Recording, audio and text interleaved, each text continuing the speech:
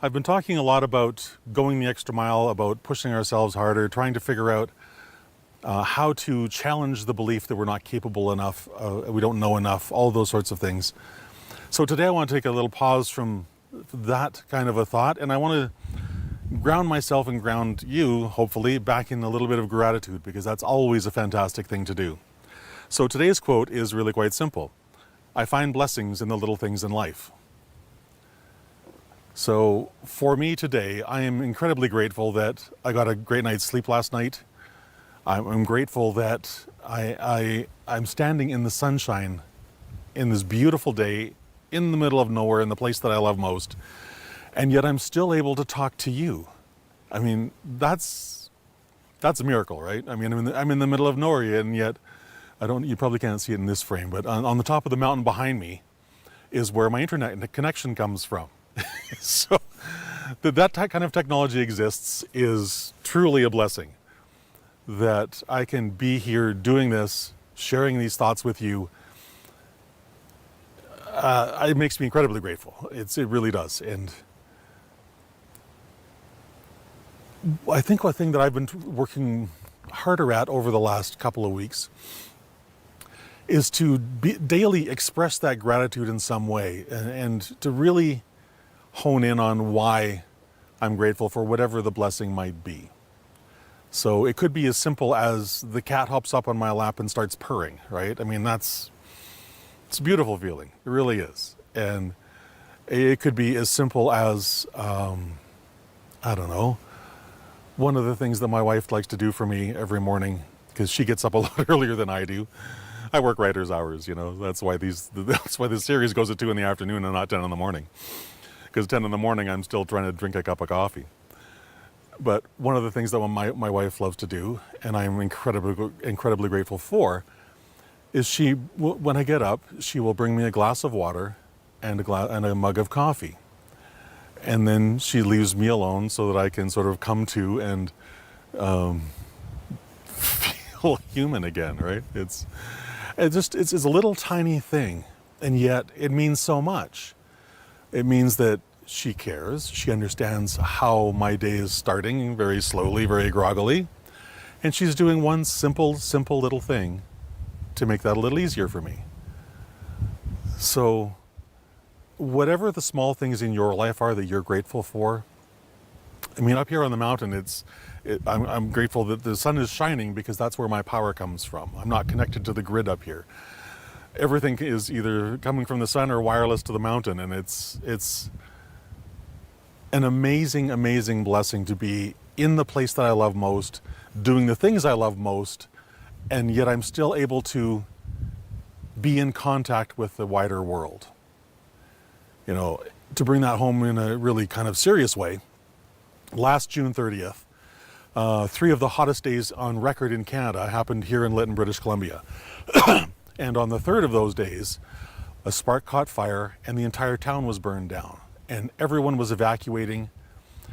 I'm outside of town by about 20 miles, and yet if the fire got into this valley and the wind took off behind it, I'd be in deep trouble. So I was watching all the people who live further down the valley from me driving up past me to get out the really old crappy road out the back. And I made the decision that I was going to stay and see what happened. And one of the reasons I made that decision was because this internet connection, even though the entire town had burned down, somehow the internet connection was still alive. So I was able to communicate with the outside world, and I was able to find out what was going on in various areas down the road from me.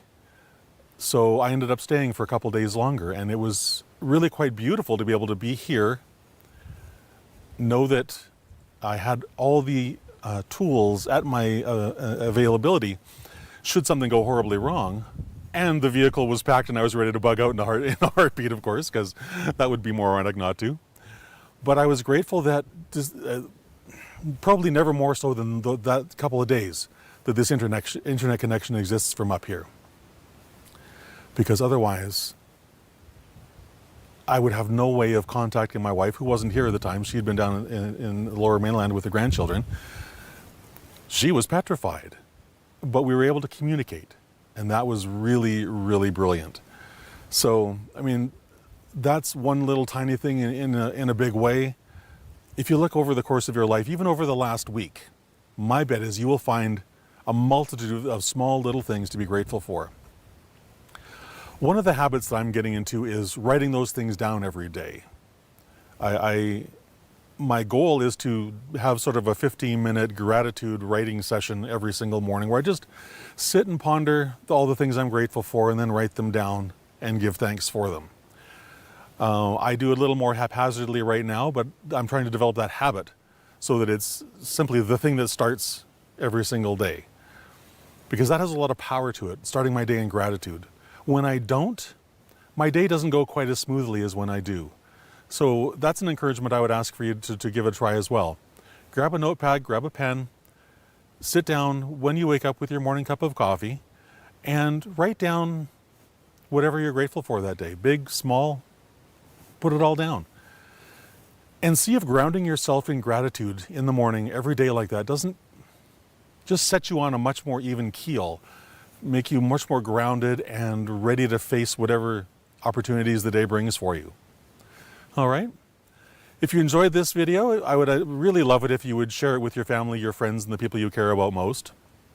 I would also love it if you would follow me on Facebook, Twitter, Instagram, and subscribe to my YouTube channel for the 2 Minute Freedom Challenge. All those links are at 2minutefreedomchallenge.com, right there on the front page. And encourage your friends and your family to do the same thing, please. Because the more we can spread these messages of gratitude, these messages of hope, and of bringing joy back to the world, the sooner we can get off all the craziness that's been going on around us. All right? And that's ultimately my purpose for doing this entire 2 Minute Freedom Challenge, is to bring back a little common sense, a little joy, gratitude, love, and compassion, and just remind us that we all have the courage to do the thing that's put in front of us to do every single day. We just need to do it. Have a fantastic rest of your day. I'll talk to you again tomorrow at 2 o'clock. Bye-bye.